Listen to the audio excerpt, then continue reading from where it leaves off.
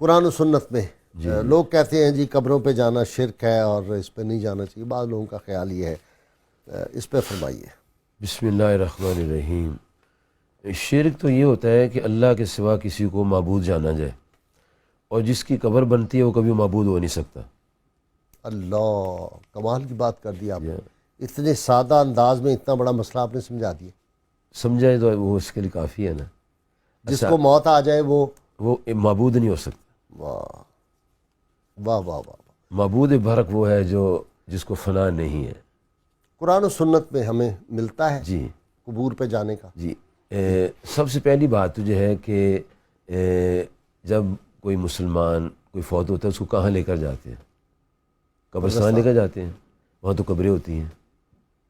پہلا سٹیپ ہی قبروں کی طرف جانے کا یہی ہے کہ جب آدمی فوت ہوتا ہے تو اس کو قبرستان لے کر جاتے ہیں، اور وہاں بے شمار قبور ہوتی ہیں، سب کو دیکھتے ہیں قبر بنی ہوئی۔ زیارت کا میں نے دیکھنا ہوتا ہے جی۔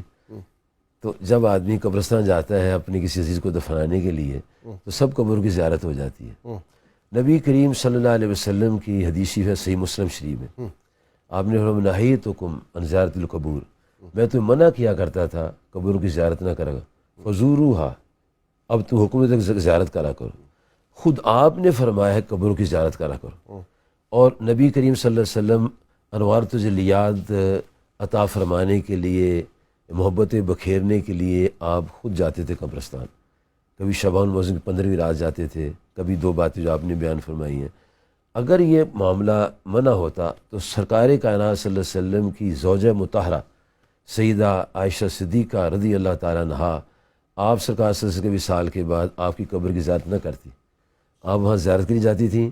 پھر جب آپ کے والد گرامی امیر المومنین سیدنا ابوبکر صدیق رضی اللہ عنہ کا مزاج وہاں بنا تو پھر بھی جاتی تھیں، اور جب سیدنا فاروق اعظم رضی اللہ تعالیٰ عنہ کا گنبد خضرا شریف کے اندر مزاج بنا تو پھر پردہ کر کے جاتی تھی۔ فرماتی تھی کہ مجھے اب چونکہ نامحرم آ گیا ہے تو مجھے حیا آتی ہے، تو پردہ کر کے جاتی تھی۔ سیدہ زینب سلام اللہ علیہا امام حسین علیہ السلام کی ہمشیرہ محترمہ رات کے وقت حاضری دینے جاتی تھی، آگے امام حسن، پیچھے امام حسین، درمیان میں سیدہ زینب ہوتی تھی، اور حاضری روضہ انور پہ جا کے دیتی۔ اصل میں یہ جو آپ نے شروع میں فرما دی ہے نا کہ ایک طرف بات ہو جاتی ہے، پورا اسٹڈی کرنا چاہیے۔ نبی صلی اللہ علیہ وسلم نے کہیں نہیں فرمایا قبروں کو گرا دو یا قبروں کی زیارت نہ کرا کرو، بلکہ حکم دیا قبروں کی زیارت کرا کرو۔ اگر عام قبرستان میں جاتے تو موت یاد آتی ہے، اور کسی ولی اللہ کے مزار پہ جاتے زندگی گزارنے کا سلیقہ یاد آتا ہے کہ یہ زندگی ایسے گزارو، وہ زندگی ایسے ہیں۔ یہ ساری باتیں آقا کریم صلی اللہ علیہ وسلم نے ہمارے لیے بتائی ہیں۔